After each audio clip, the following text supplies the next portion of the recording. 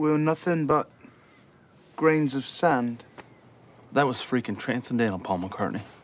Don't you agree, John Lennon? Yes, Dewey Cox. With meditation, there's no limit to what we can imagine. Welcome to WatchMojo, and today we're counting down our picks for the films that make us laugh the most, even if they're not all the greatest movies ever made. We've considered their comedic performances, the strength of their humor, and their legacy and influence on the genre. Hey, Mom! The meatloaf! We want it now! The meatloaf! What is she doing? I never know what she's doing. Number 100, Hot Rod.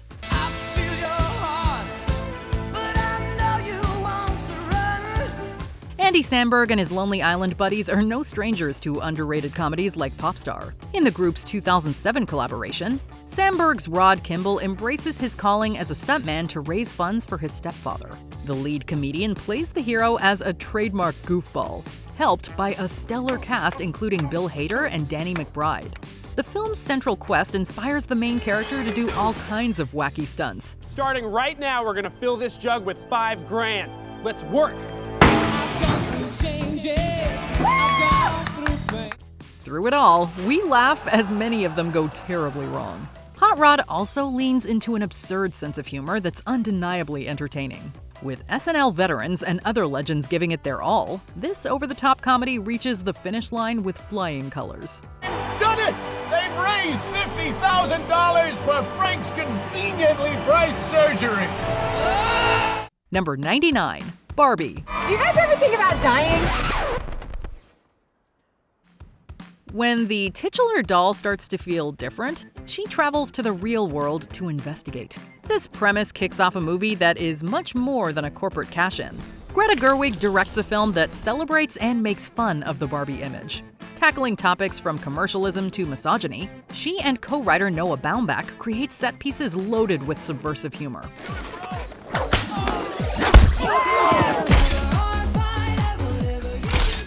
Margot Robbie's fantastic lead performance guides us through this surreal comedy. But let's not forget Ryan Gosling's hilarious turn as Ken. There was a minute where I thought it was run by horses.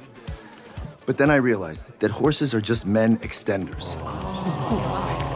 The filmmakers find a way to make us laugh at Mattel's creation while delivering positive messages to women of all ages. That's not how I normally look. I usually look perfect. Oh, I don't know. I think you're just right. Number 98, They Came Together. Joe! Molly, they came together. Aw, No, we didn't. Poking fun at genre cliches, They Came Together is for rom-com lovers and haters. The story of Joel and Molly's relationship plays out as you might expect. In this story, the filmmakers decide to do it all in the most ridiculous way possible. The lead characters go through variations of the meet-cute and dates with funny twists. Every step of the way, the performers lean into the sappy dialogue and predictable plot for comedic effect. I'm sorry. You're sorry? I thought you were Joel. Actually, Joel is my middle name. Sorry is your first name? Billy is my first name. Your name is Billy Joel? Paul Rudd and Amy Poehler have fun alongside a long list of co-stars that include more than a few surprising cameos. As an effective parody, this movie feels like the perfect takedown of all the romantic tropes we've come to know and love. Well, what do you think? Should we give it another shot? Why not? Number 97, Dodgeball, a true underdog story. Smell that fitness? I do. Rock it and shock it, baby. You gotta burn it to earn it. To fight back against a corporate takeover, the working-class heroes of Average Joe's Gym compete in a dodgeball tournament. The sports film serves as an underdog story and an excuse for some amazing gags. Thankfully for the audience, the filmmakers use this as an opportunity to have fun. If you can dodge a wrench, you can dodge a ball. What?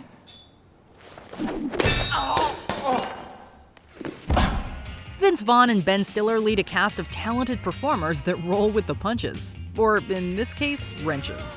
The training sequences alone will have you laughing as the characters transform into unlikely athletes. From physical comedy to surprise cameos, this movie throws out the rule book to serve up some hilarious scenes. You got a shot.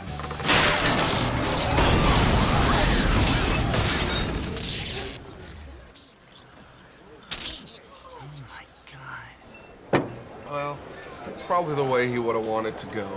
Number 96, MacGruber.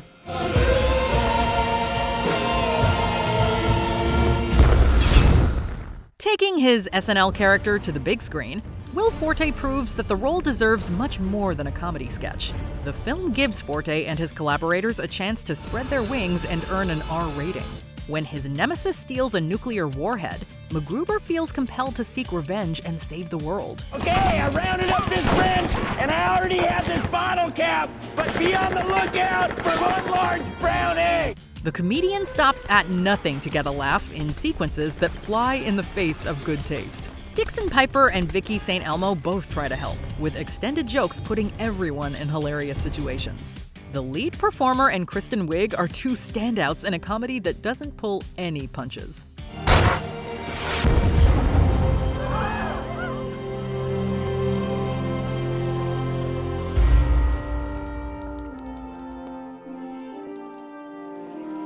Number 95, The Wedding Singer. Long sticks, long sticks. Yeah, yeah. Set in the 1980s, this Adam Sandler vehicle features all kinds of references to the decade. It also lets the comedian sing and joke his way through an entertaining premise. His singer Robbie Hart finds himself at a crossroads, with his fiancée leaving him waiting at the altar and sending him into an emotional spiral. Sandler uses this to bring out his angry comic personality with more than a few memorable lines. Once again, things that could have been brought to my attention yesterday! Drew Barrymore plays the potential love interest that keeps Hart motivated. Along with the two great lead roles, The Wedding Singer makes sure to include a handful of supporting parts to keep things interesting. It might be underrated to some, but it's also nostalgic and hilarious. Oh, you know, I'm gonna tell those record company guys about you. Mind if I give her a kiss first? Oh yeah, do what you gotta do. Number 94, Napoleon Dynamite.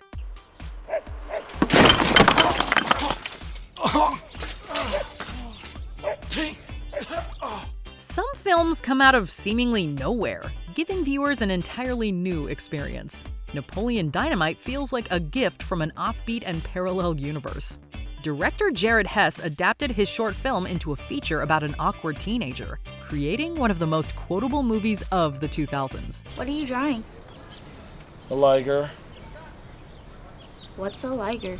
It's pretty much my favorite animal. It's like a lion and a tiger mixed, bred for its skills and magic.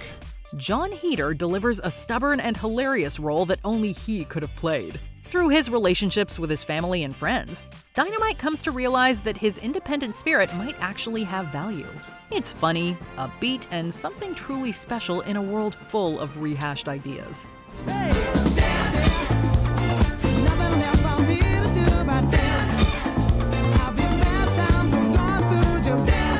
Number 93, Tucker and Dale vs. Evil. Where are you two headed? We're headed to our vacation home up by Morris Lake. In this send-up of horror movies, two hillbillies find themselves as accidental villains. They both try to be nice despite coming off as evil to a group of college students. This misunderstanding establishes the script's central joke, juxtaposing Tucker and Dale's kind personalities with the over-the-top violence.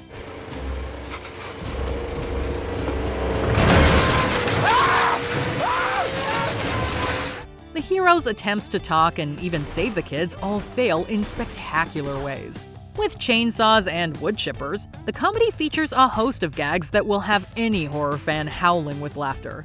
The dark humor never lets up as the two leads watch the younger characters perish. We gotta clean this mess up. Right now. Okay. Number 92, It's a Mad, Mad, Mad, Mad World. Look, there's this dough, see? There's all this dough. 350 G's. Do you hear what I'm saying? Many comedies boast impressive casts, but few can rival the star power of this crazy adventure.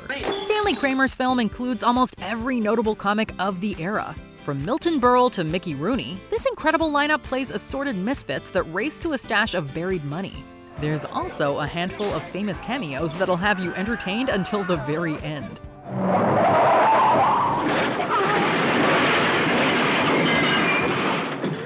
I've never seen anything like this bunch. Characters crash cars, destroy gas stations, and cause all kinds of mayhem across an epic running time.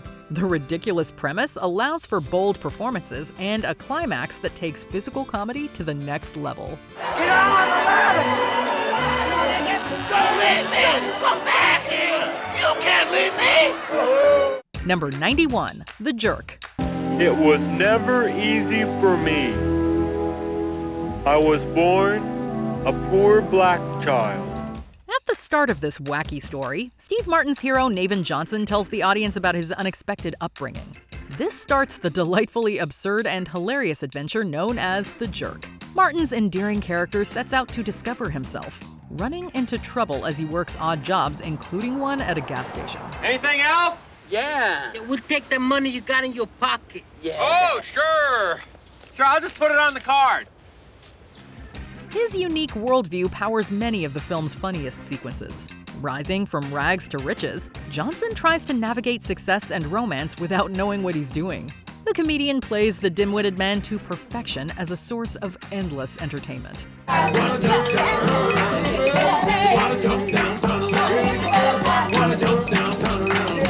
Number 90, The Pink Panther. We must find that woman. With The Pink Panther, Peter Sellers created an enduring comedy role. The original film puts Inspector Jacques Clouseau in more of a supporting position, but Sellers makes it a lead part by stealing every scene. The investigator searches for the jewel thief Sir Charles despite his own clumsiness. He struggles against his deceptive wife and Charles's nephew, presenting him with a few more chances to make some hilarious mistakes. There are also set pieces such as the party and chase scene, which put the inspector to the test. What kind of a candle is this? Director Blake Edwards lets the comedian run wild, setting up an enjoyable franchise full of even more wacky hijinks. Well, I'm glad that you're enjoying yourselves, because you're going to be here for the next 20 years. Number 89, How to Lose a Guy in 10 Days. And all the girls think that they'd be your partner, they'd be his partner, 'cause he's so vain. You probably think this song is about you, Ben Berry, you're so vain. Number 88, Pineapple Express. Red! You assholes, you ruined my portable phone! Teamwork. Yes! You gotta break the door! Are you gonna pay for it? Number 87, 10 Things I Hate About You. I love you, baby, and if it's quite alright, I need you, baby. To on the lonely night, I love you, baby. Trust in me when I say. Number 86, The Big Sick. Yelling anything at a comedian is considered heckling. Heckling doesn't have to be negative. So if I yelled out like, "You're amazing in bed," that'd be a heckle? Yeah, it would be an accurate heckle. Number 85, Romy and Michelle's High School Reunion. You going to the reunion? What reunion? Our 10-year high school reunion in Tucson. You're kidding me. It's been 10 years since high school? For anybody who's considered going to their high school reunion, they'll find a lot to relate to about this film. Romy and Michelle are friends that don't have much direction in life. Before they go back to meet their classmates, the heroes create hilarious plans to reinvent themselves. The lead actresses Lisa Kudrow and Mira Sorvino have amazing chemistry as their characters fake their way to success. So that means if we want to burn 4,000 calories, we only have to run 20 miles a day. Taking a relatable feeling and stretching it for comedic effect, the movie plays with the anxieties of everyday people who want to be loved. It's also easy to enjoy with the addition of some incredible dance sequences.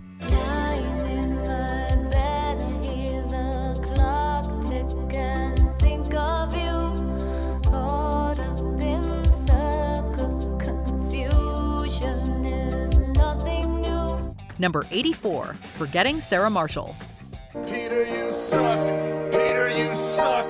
Peter, you don't do anything of value. Peter, you suck.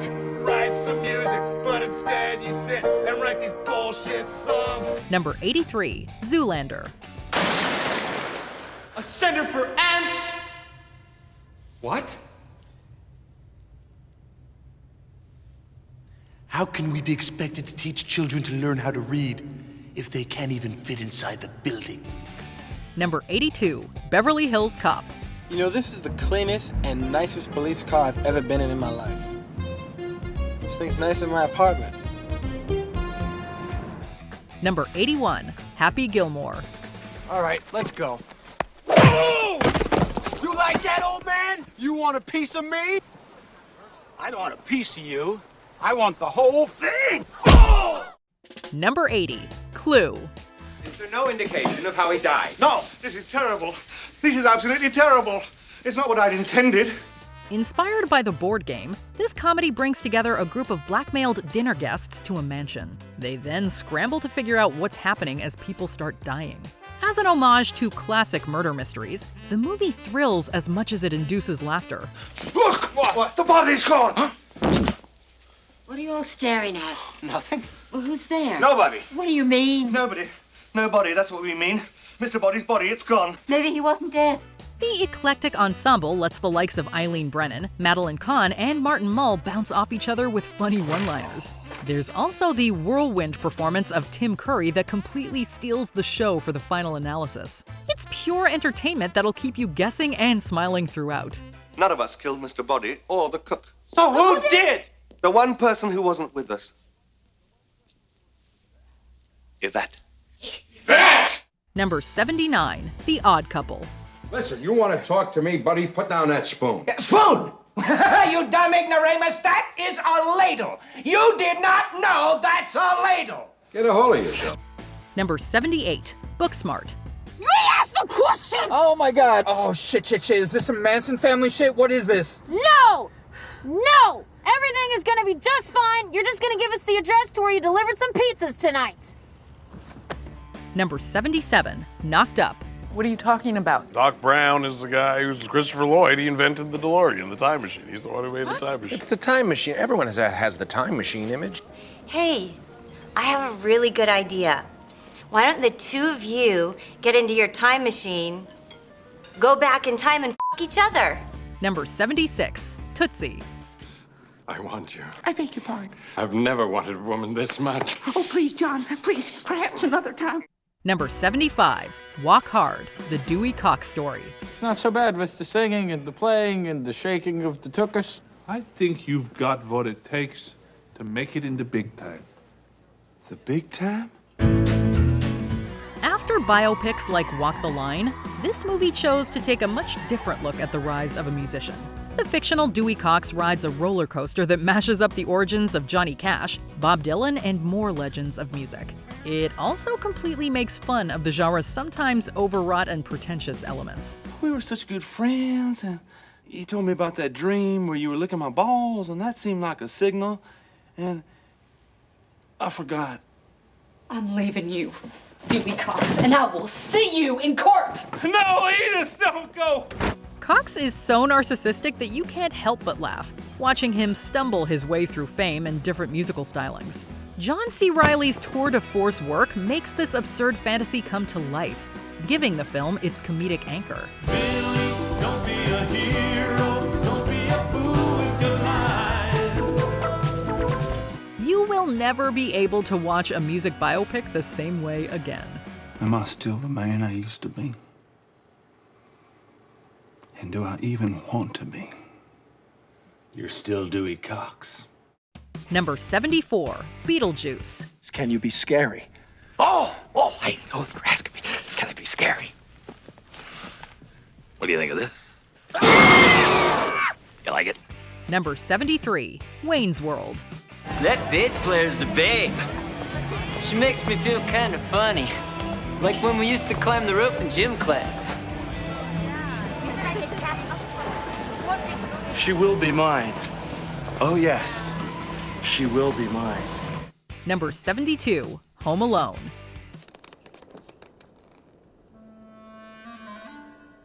Hello.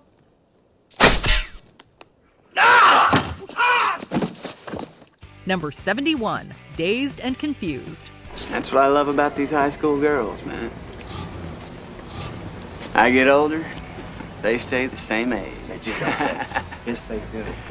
Number 70, The Hangover. All right. Through a night we'll never remember.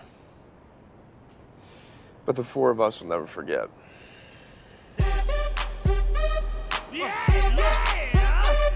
Who knew a comedy could be this funny and even a little bit revolutionary? It's strange to think of The Hangover as anything more than a good time, but it also included an inventive plot. 3 members of a bachelor party piece together their wild Vegas night while searching for the groom. This leads them down a hilarious investigation full of detours, stun guns, and blackjack. Why can't we remember a goddamn thing from last night? Because we obviously had a great f***ing time. Why don't you just stop worrying for 1 minute? Be proud of yourself. I don't know, Phil. Maybe it's because I'm missing a tooth. There's also a surprising cameo from boxer Mike Tyson, revealing himself to be a Phil Collins fan who has not lost his ability to fight. But I've been waiting for this moment for all my life. One more time, guys. Oh, Lord. Oh, jeez. It's ultimately a fully loaded R-rated comedy that isn't afraid to go there. Bradley Cooper, Ed Helms, and especially Zach Galifianakis make this film one to remember. Number 69, Fast Times at Ridgemont High. Order the double cheese and sausage. Right here, dude.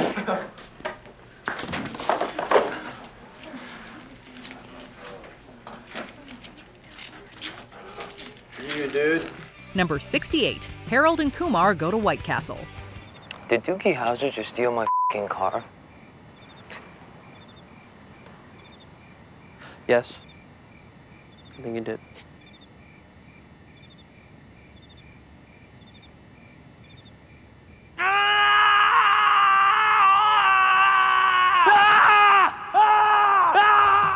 Number 67, Big.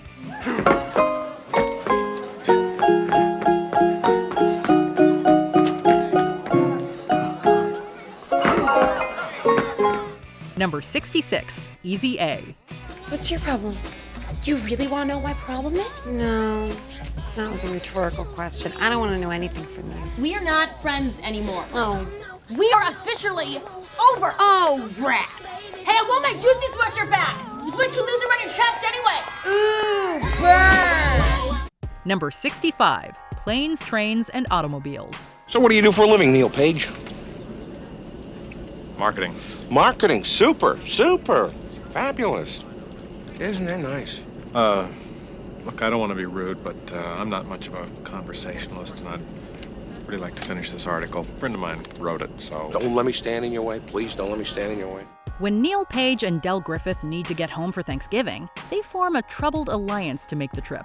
The businessmen are complete opposites, leading to some classic comedy thanks to writer and director John Hughes. Steve Martin and John Candy are an incredible comic team that redefines the definition of an odd couple. Why are you holding my hand? Where's your other hand? Between 2 pillows. Those aren't pillows. Along the way, their schemes put them in various vehicles that prove to be dangerous and hilarious. Candy, in particular, steals the movie with his unfiltered, wholesome, and unforgettable personality. Planes, Trains, and Automobiles lets the two actors prove why they are comedy icons. Number 64, Galaxy Quest. By Grabthar's hammer, by the sons of Warvan, I shall avenge you.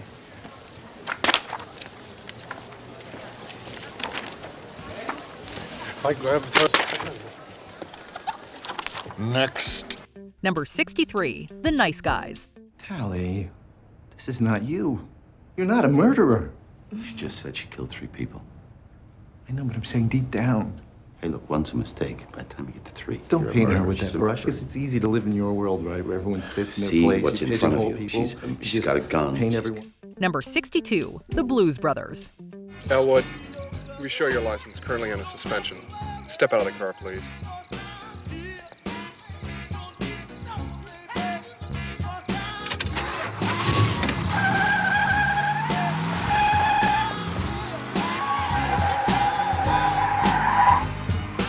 Number 61, Clerks.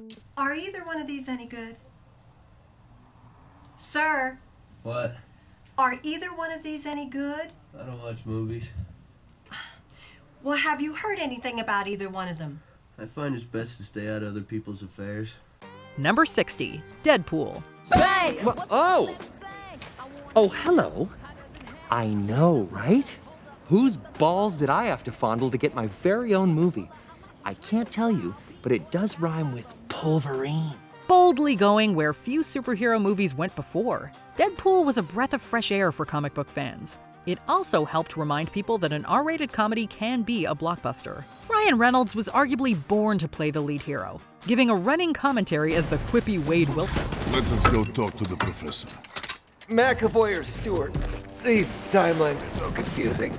The ultra-violence, meta-jokes, and irreverent tone combine to make something close to groundbreaking. Parodying the genre and indulging in its cliches, the film breaks Wilson down and builds him back up as a snarky warrior.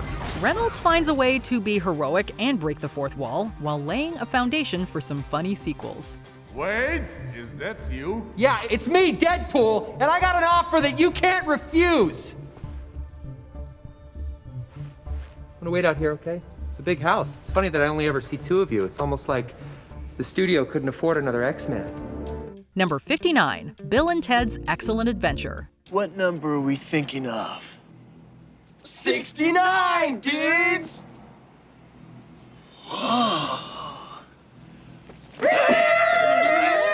Number 58, American Pie. Jim, I want to talk about masturbation. Now, I just want you to know that it's a perfectly normal thing, and I have to admit, I did a fair bit of masturbating when I was a little younger. I used to call it stroking the salami. Yeah, pounding the old bud. I never did it with baked goods. Number 57, The Apartment. I was reading some figures from the Sickness and Accident Claims Division. Do you know that the average New Yorker between the ages of 20 and 50 has 2.5 colds a year? Now that makes me feel just terrible. Why? Well, to make the figures come out even, if I have no colds a year, some poor slob must have 5 colds a year. Yeah, it's me. Number 56, The Grand Budapest Hotel. I hereby place you under arrest for the murder of Madame Celine Villeneuve de Goffin Taxis. I knew there was something fishy. We never got the cause of death. She's been murdered. And you think I did it. Hey! Number 55, His Girl Friday. Well, at last I got out what I came up here to tell you. Guess there isn't any more to the story. So long, Walter. So long, Hildy. And better luck to you next time. Thanks. Fast-paced and sharply written, His Girl Friday represents a highlight of Golden Age Hollywood. Cary Grant stars as the newspaper editor trying to keep his ex-wife around for one more job. Adapted from the play The Front Page, this snappy film keeps you engaged with its verbal sparring. Grant is as good as ever with a comic persona that brought to life other classics like Bringing Up Baby. Can you hear me, Susan?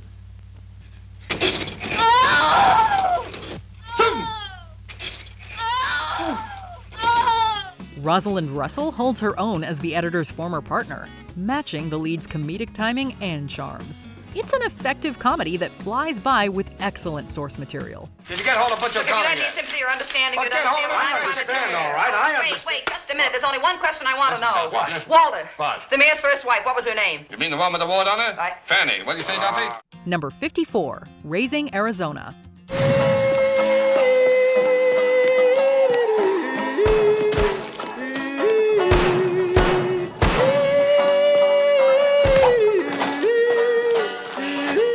Number 53, Wedding Crashers. To the right!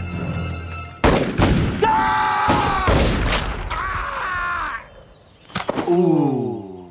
Ooh. Number 52, National Lampoon's Christmas Vacation.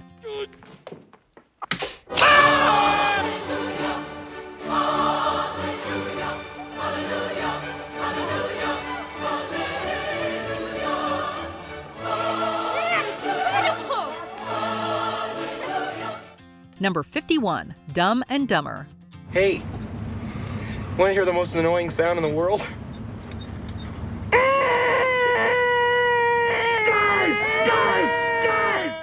Number 50, Mean Girls. We're the plastics. They're teen royalty. If North Shore was Us Weekly, they would always be on the cover. Inspired by a self-help book and Tina Fey's own life, this comedy might be the definitive high school film of the 2000s. The movie is a widely referenced pop culture juggernaut that never fails to make us laugh. It follows the journey of one teenager who falls in with a popular group of girls and slowly turns bad. I knew how this would be settled in the animal world.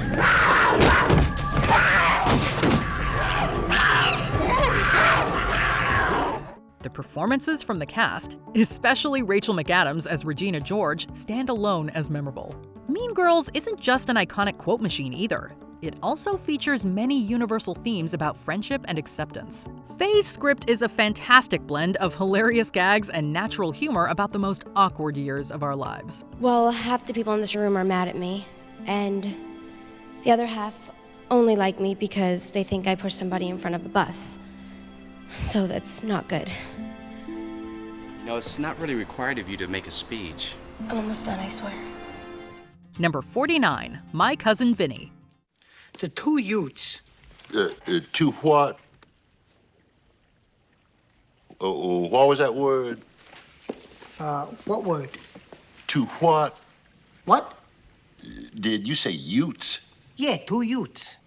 What is a ute? Oh, excuse me, Your Honor. Two youths. Number 48, Paddington.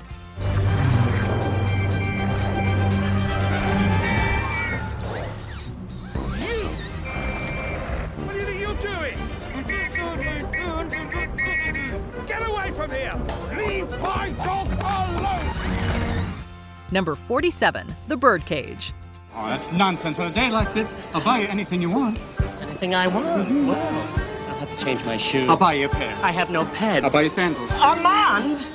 What's going on? Why can't we go home? Nothing. Nothing, oh. Then I'll see you upstairs. Number 46, The General.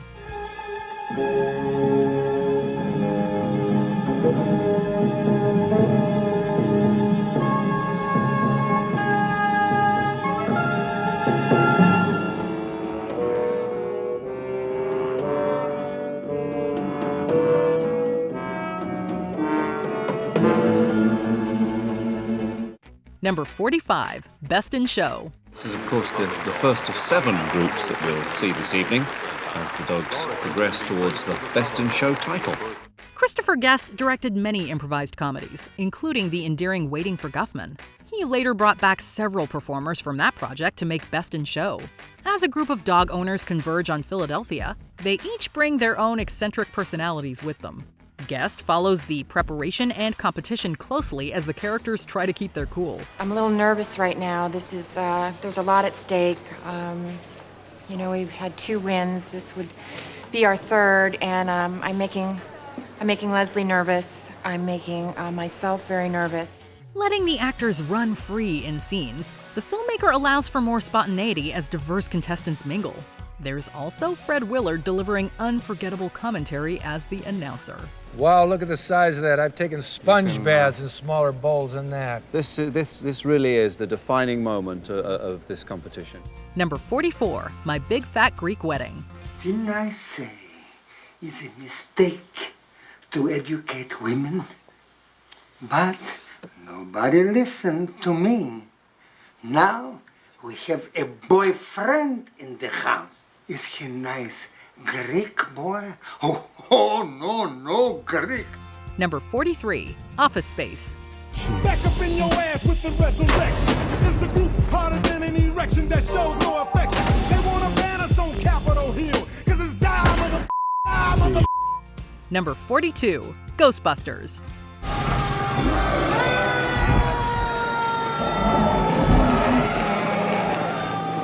There's something you don't see every day. Tried to think of the most harmless thing. Something I loved from my childhood.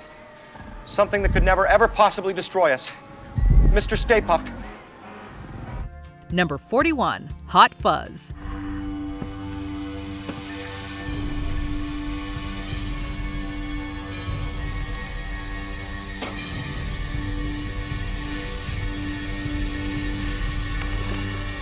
Morning. Number 40, Dr. Strangelove.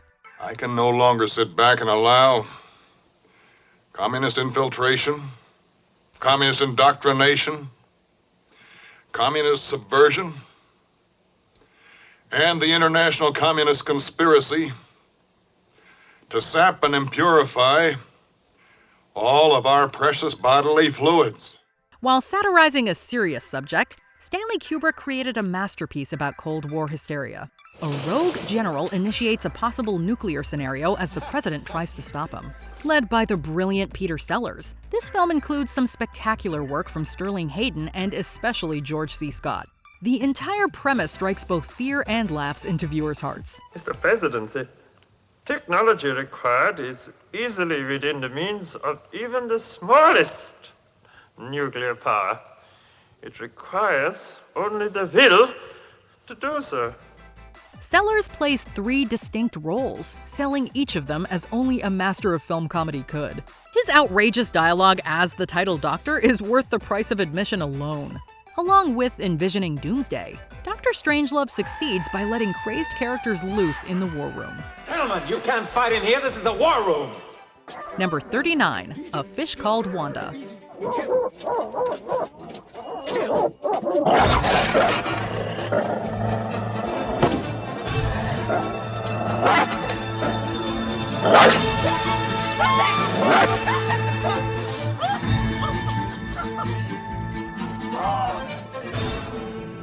Number 38, There's Something About Mary.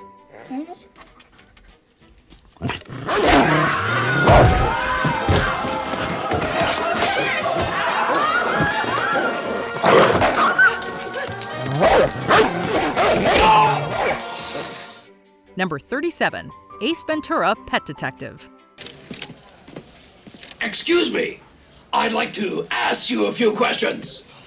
This is not the time, Mace. If Einhorn come down here and see me talking to you or your ass, I'm history. I think I can keep him under control, but you'll have to tell me who's working the snowflake. Hey, I can't do nothing for you on that. My hands are totally tied. Number 36, Tropic Thunder. You guys all read the script, right? I don't read the script. Script reads me. What the hell does that even mean? What you getting at with the book script? Spit that shit out, man! Number 35, What We Do in the Shadows. Peter, wake up. Hey, listen, we're just having a flat meeting upstairs in about 10 minutes. You don't have to come, but I thought I'd extend an invitation to you just in case. Directed by Taika Waititi, What We Do in the Shadows is a horror movie like no other. It mixes the style of a mockumentary with a comedy about vampires. With this combination, the film really stands out for its comic moments between the sharp-toothed roommates. They also have some comical run-ins with their werewolf rivals.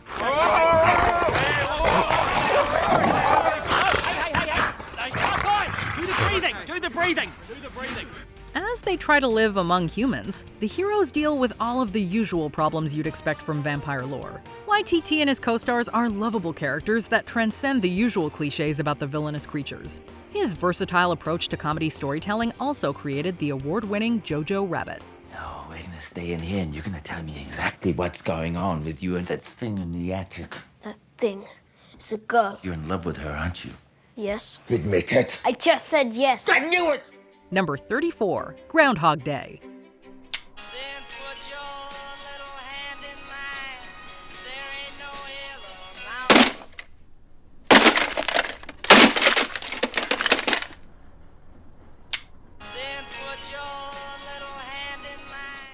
Number 33, Ferris Bueller's Day Off. Incredible. One of the worst performances of my career, and they never doubted it for a second.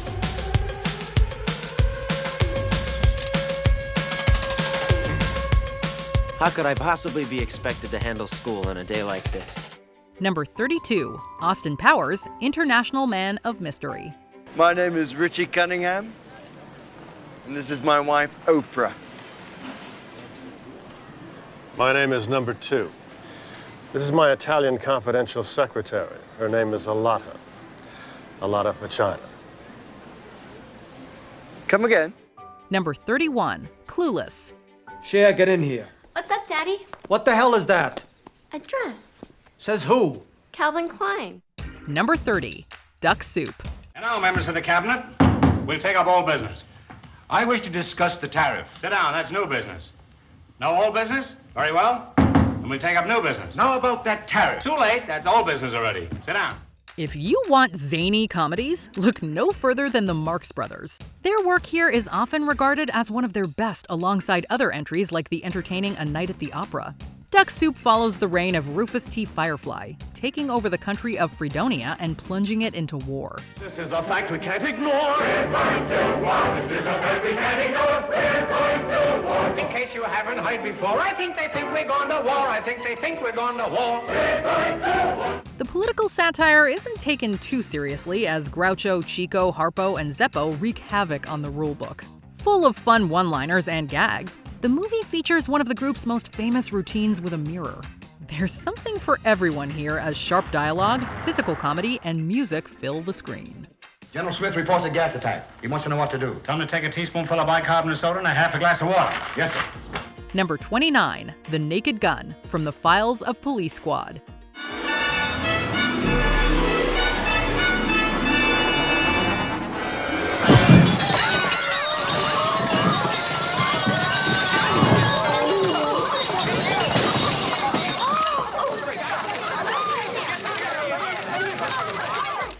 Number 28, School of Rock. That's what I'm talking about. Okay, let's do it again from You're Not Hardcore. 1, 2, 3. Well, you're not hardcore. Unless you live hardcore. And the legend of the wrench was way hardcore. Yeah! Number 27, Back to the Future. Chuck, it's Marvin.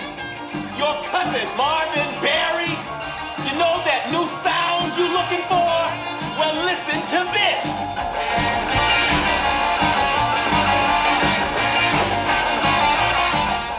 Number 26, Step Brothers. En la sombra entre luces todas negras para mi mirada. Si tú no estás junto a mí. Number 25, Annie Hall. I think I'm going to get better as I get older. I think I'm going to be the balding, virile type, as opposed to, say, the distinguished gray, for instance, unless I'm neither of those two.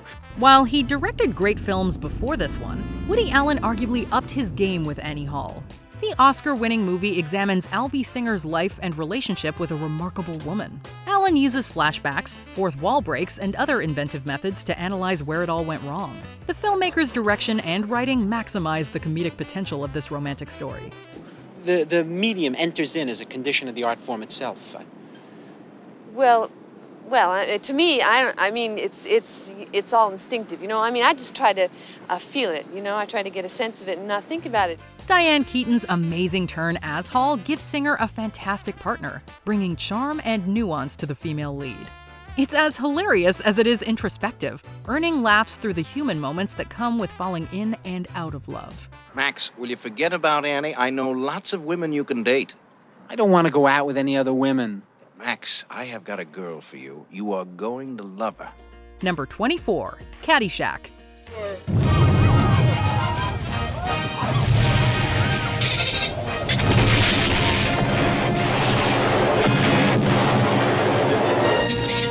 Number 23, 21 Jump Street. You're the new kid who's all county on track. Yes, I'm Doug McQuaid, the track star, and this is Brad, the science prodigy. He's really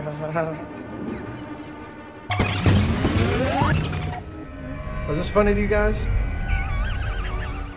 Number 22, Monty Python's Life of Brian. You're all different. Yes, we are all different. I'm not. You all got to work it out for yourself. Yes, we've got to work it out for ourselves. Number 21, The 40-Year-Old Virgin. ¿Cómo se llama? No, Kelly Clarkson.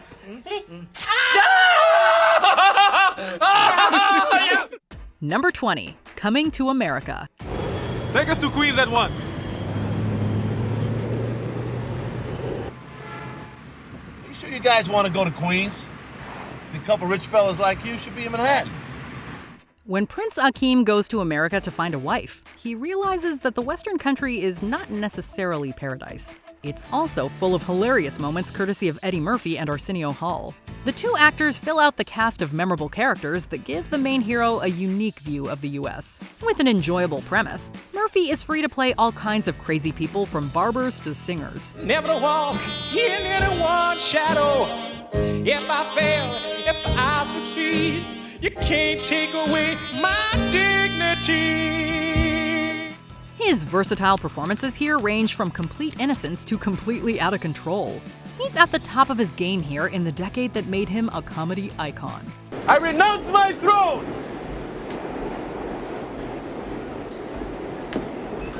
Does this make you happy?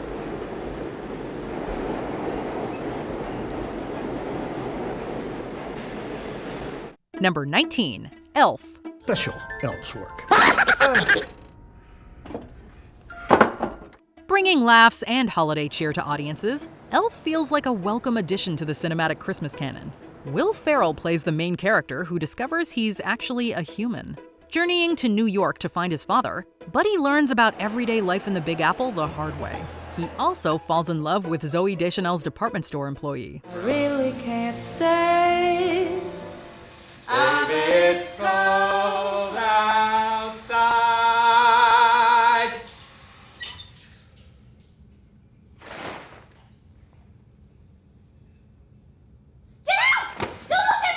Ferrell's boundless cheer cannot be overstated here. He injects the hero with a bubbly personality, adding to the hilarity of this fish-out-of-water story.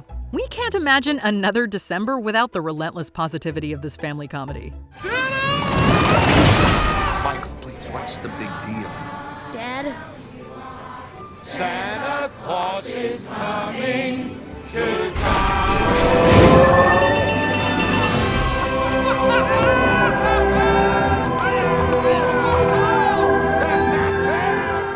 Number 18, It Happened One Night.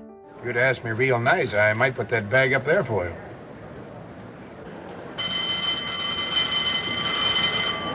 The modern rom-com might as well have started here. Two opposing forces find themselves on an adventure together, going from enemies to lovers by the end. Frank Capra's classic stars Clark Gable as a desperate reporter on the trail of the rich runaway Claudette Colbert. Their road trip allows them to get to know each other, pitting their witty personalities against each other and making way for romance. Better use this.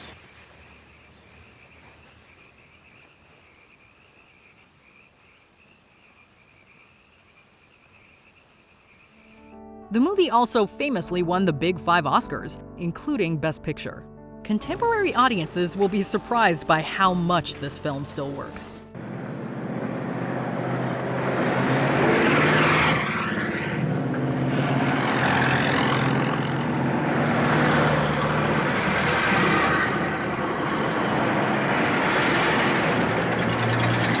Number 17, When Harry Met Sally. It was a horn-and-dagger cafeteria.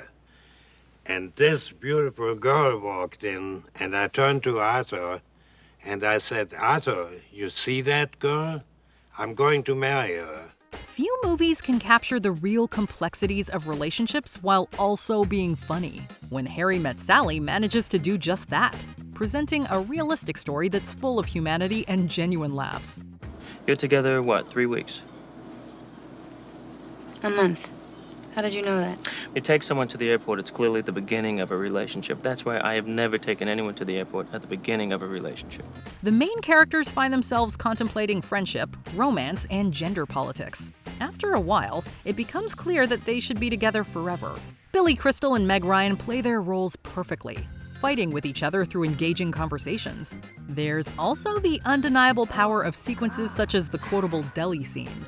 I'll have what she's having.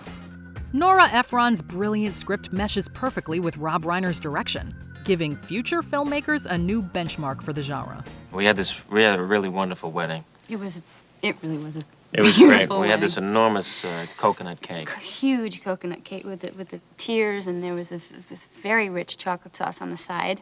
Right, because not everybody likes it on the cake because it makes it very soggy. Particularly the coconut. Number 16, Superbad. where she's gonna be at the party, and she's gonna be drunk, and she likes me at least a little, enough to get with me. At the very least, I'll make out with her. 2 weeks hand job, month blow job, whatever. And then I make her my girlfriend. Not all high school movies are built the same. Superbad could have just as easily been forgettable. But the script by Seth Rogen and Evan Goldberg lets the performers work with some hilarious material. Jonah Hill and Michael Cera shine as two friends desperate to buy alcohol and go to a party. I am McLovin. No, you're not. No one's McLovin. McLovin's never existed because that's a made-up, dumb fairy tale name, you Along the way, they deal with their inept friend Fogel and his attempts to get a fake ID.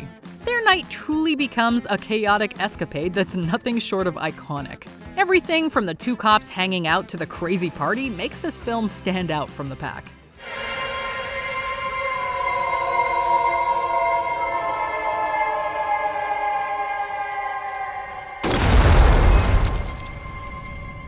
Number 15, Shaun of the Dead.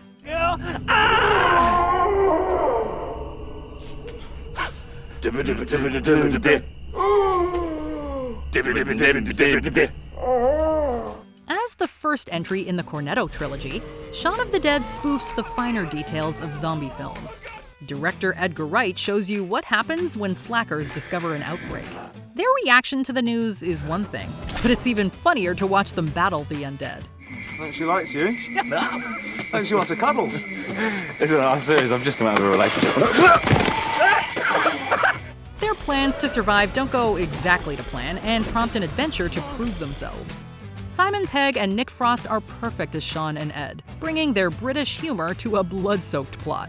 This unique blend of jokes and terror breathes new life into a well-worn genre.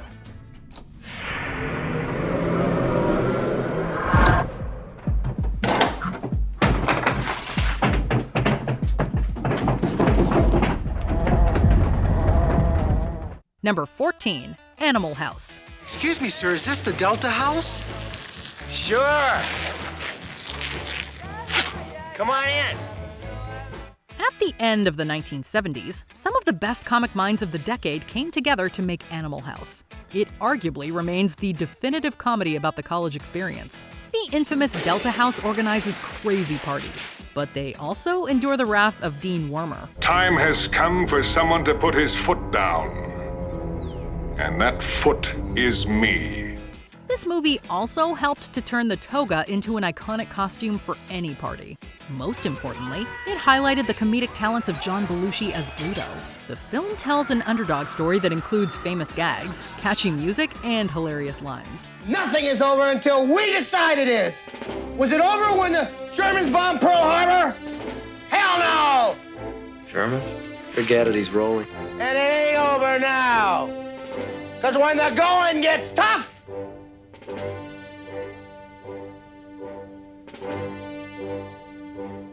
you could even say it stirred up a style of comedy all its own, paving the way for decades of knockoffs and frat boy imitators. Number 13, Young Frankenstein.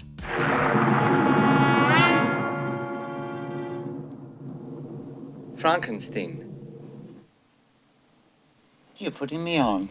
From the mind of Mel Brooks and Gene Wilder, Young Frankenstein might be the quintessential horror parody. This send-up of the monster series follows what happens when another member of the Frankensteins takes up the family business.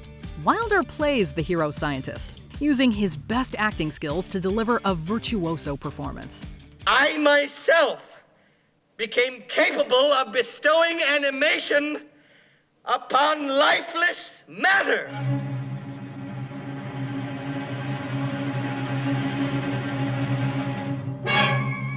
It could work! He earns laughs along with the all-star cast that includes Cloris Leachman, Madeline Kahn, and Marty Feldman. There's even a scene that proves Gene Hackman can be funny. Toast to, yes, long friendship.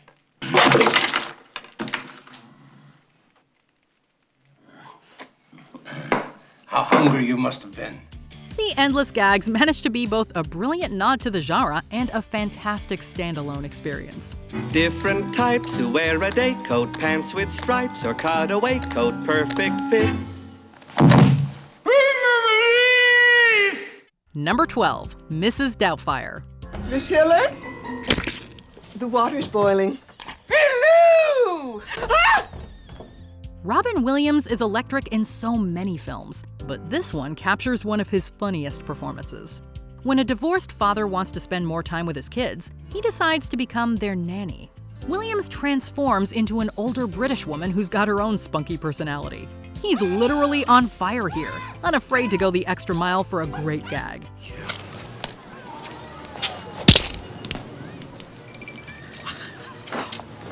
Oh, sir, I saw it. Some angry member of the kitchen staff. Did you not tip them? Oh, the terrorists, they ran that way. It was a run by fruiting. Allowing the comedian to show off his wit and physical comedy, Mrs. Doubtfire feels like a perfect showcase for his talents. He finds a way to play a convincing dual role in a highlight of his 1990s filmography. Euphigenia Doubtfire, dear. I specialize in the education and entertainment of children. Surprise!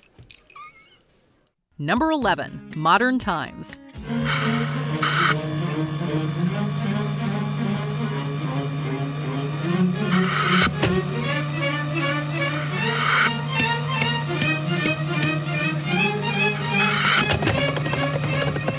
Most of Charlie Chaplin's films deliver on his talent for physical comedy, including City Lights and The Great Dictator. Modern Times is no different, but it also has a larger message about society, labor, and industrialization.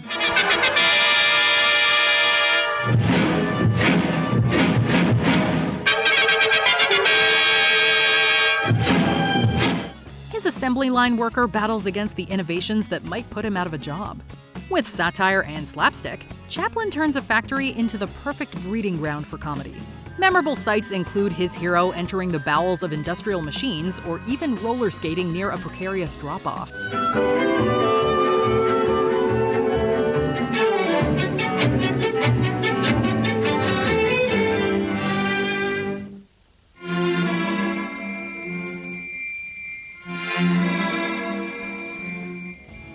Even as the sound era was well underway, the filmmaker chose to blend in silent sequences about the wonder and horrors awaiting society.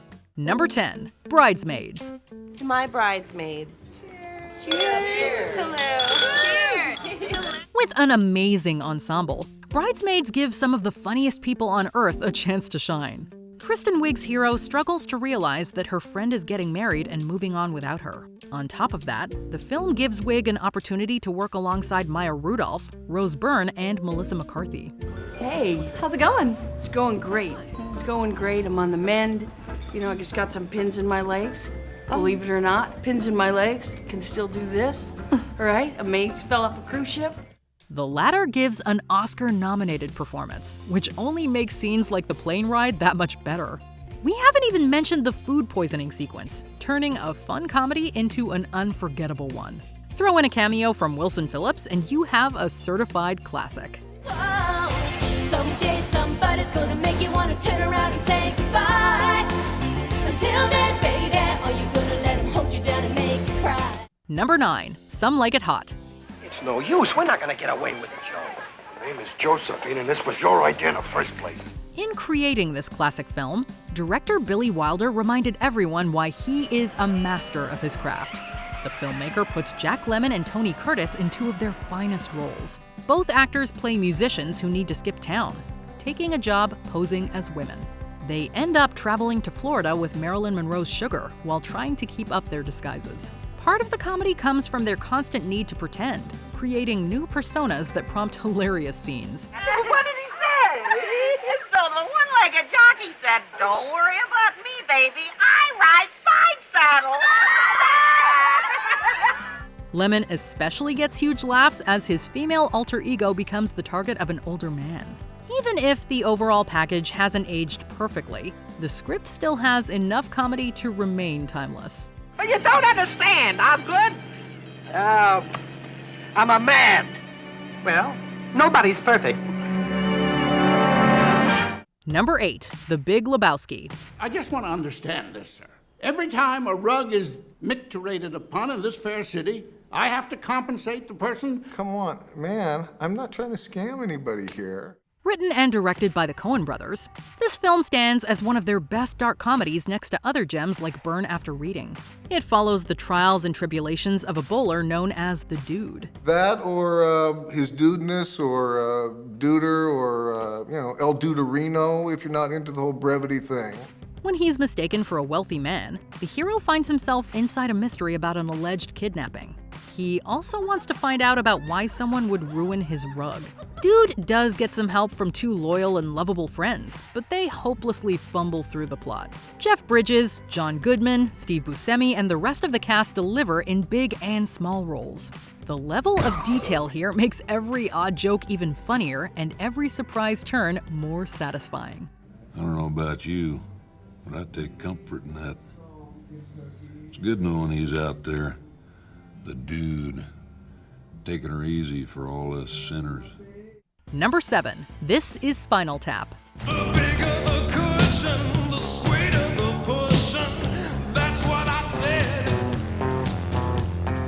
Whether or not it invented the format, This is Spinal Tap helped to popularize the idea of the mockumentary. The film also relies on a talented cast who largely improvise their lines. Director Rob Reiner comes together with Christopher Guest, Michael McKean, and Harry Shearer to create magic. If you can see, the numbers all go to 11. Look, right across the board. 11, 11, and most of 11, the and then amps go up to 10. Exactly. Does that mean it's louder? Is it any louder? Well, it's one louder, isn't it? The latter three don wigs and convincing accents to portray a British band that's fading out. Each actor plays it completely straight as they talk about dying drummers and amps that go to 11. It's jam-packed with quotes, making for a hilarious experience you'll want to revisit again and again. The improvisation is so impressive that it inspired so much comedy after it. But few projects can match this original vision. Well, it's down at the end of Lonely Street, that Heartbreak Hotel. Do it with the harmony parts. All right. Well, since my baby... In the same key, though, I think. Well, since my baby left me... Number 6. The Princess Bride. I shall marry a lady who was once a commoner like yourselves. But perhaps you will not find her common now. Taking a different look at the usual fairy tale, The Princess Bride gives a much more comedic tone. The rich cast of characters includes everyone from Wesley and Buttercup to the fun supporting characters like Inigo Montoya. I'm going to duel him left-handed. You know what a hurry we're in! It's the only way I couldn't be satisfied. If I use my right, over too quickly. Director Rob Reiner brings this all together by sticking to the fantastic script by William Goldman. There's the initial chase with the hilarious Wallace Shawn, but then later you get funny scenes from Billy Crystal as Miracle Max. We're in a terrible rush. Don't rush me, Sonny. You rush a miracle man, you get rotten miracles. This doesn't even mention Peter Falk's delightful turn as the grandfather telling the story. Both smart and silly, the tale includes iconic lines and sequences that still excite to this day. Number 5. Borat. Yakshimash. My name is Borat. I like you. I like sex. From the mind of Sacha Baron Cohen, Borat follows a journalist from Kazakhstan as he explores American culture. At the expense of ordinary U.S. citizens, Cohen helps to craft a film that uses some real people as unwitting accomplices. Some of them become the butt of the joke, while others try desperately to teach Borat how to better understand the country. Can you teach me how to dress? How can I be like you? Well, first, you need to loosen up their belt, let them jeans down. Pull them down? Don't pull them down like you're finna go. Like a hoe? No. Like a this? Yeah. The comedian finds ways to shock and satisfy the audience with a performance that's nothing short of dedicated. If anything, you might think the performer goes too far in a few instances. He does it all while making us laugh at the positive and negative aspects of America. No, agreement not necessary.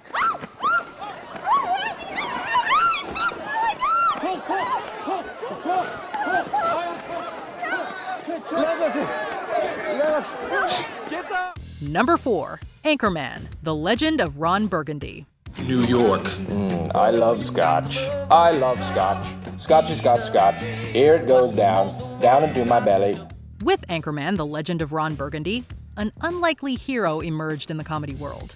Somehow, director Adam McKay managed to make a movie about 1970s newscasters a classic. doing the same thing for NASCAR a few years later. Shake and then bake. Shake and bake. He had a little help from some of the funniest people of the 2000s, including Will Ferrell in the title role. His gang of merry co-stars include Paul Rudd and Steve Carell's incredible turn as Brick. Hey! Where did you get those clothes? At the toilet store?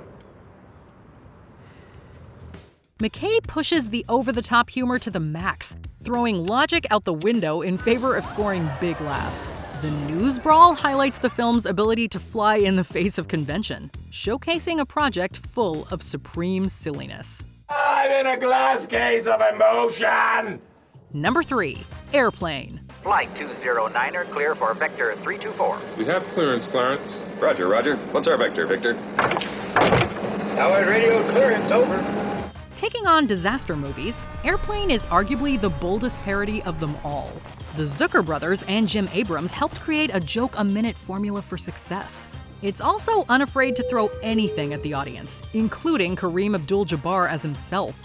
They put a nervous and lovesick pilot on an airliner in trouble, forcing the hero to take charge. There are also loads of gags to make the in-flight entertainment extra special. Actors like Leslie Nielsen deliver everything straight, never winking even as the lines become more laughable. Both pilots.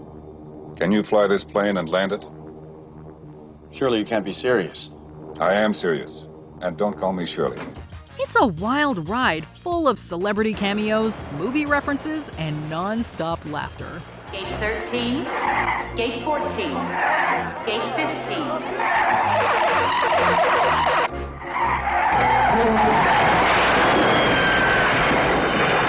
Number 2. Blazing Saddles. It is my privilege to extend a laurel and hearty handshake to our new... To this day, Blazing Saddles could be considered one of the most controversial comedies ever. Mel Brooks pokes fun at the Western genre with a fast pace and a fourth-wall-breaking movie. It's a summary of the man's diverse vision, stretching from classics like The Producers to other parodies like Spaceballs.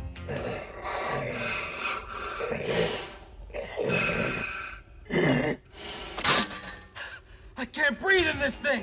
Brooks and fellow writers like Richard Pryor satirize racial prejudices in a Wild West venture that isn't afraid to go the extra mile. With the inclusion of an impressive supporting cast, the director has an endless supply of comedic genius at his disposal. The common clay of the New West. You know. Morons. From Cleavon Little's lead performance to Madeline Kahn's singing, this film is nothing short of a groundbreaking and hilarious comedy. Where are you headed, cowboy? Nowhere special. Nowhere special. I always wanted to go there. Before we continue, be sure to subscribe to our channel and ring the bell to get notified about our latest videos. You have the option to be notified for occasional videos or all of them. If you're on your phone, make sure you go into your settings and switch on notifications. Number 1. Monty Python and the Holy Grail. I'm invincible! You're a loony. The Black Knight always triumphs! How about you? Monty Python and the Holy Grail represents many high points of the troupe's comedy. It's historic, silly, and full of absurd humor. Look no further than their plan to use coconuts instead of real horses. This Arthurian legend takes several hilarious detours, with each knight heading on their own journey to complete their goal. What do I think? I think kill him. Oh, let's be nice to him. Oh, shut up. And you. Oh, quick, get the sword out. I want to cut his head off. Oh, cut your own head off. Each of the Pythons plays multiple characters along the way, proving that they can make audiences laugh with any number of voices or wardrobe choices. They even include a few anachronistic jokes to keep you on your toes. Come on, move along. Come on. Put him in the van. From arguments about swallows to killer rabbits, this comedy is chock full of memorable animals and sight gags. Done it again. I warned you, but did you listen to me? Oh, no, you knew it all, didn't you? Oh, it's just a harmless little bunny, isn't it? Well, it's always the same. I always tell them, do they listen to me? Did we forget another of the best comedy films ever made? Let us know in the comments below.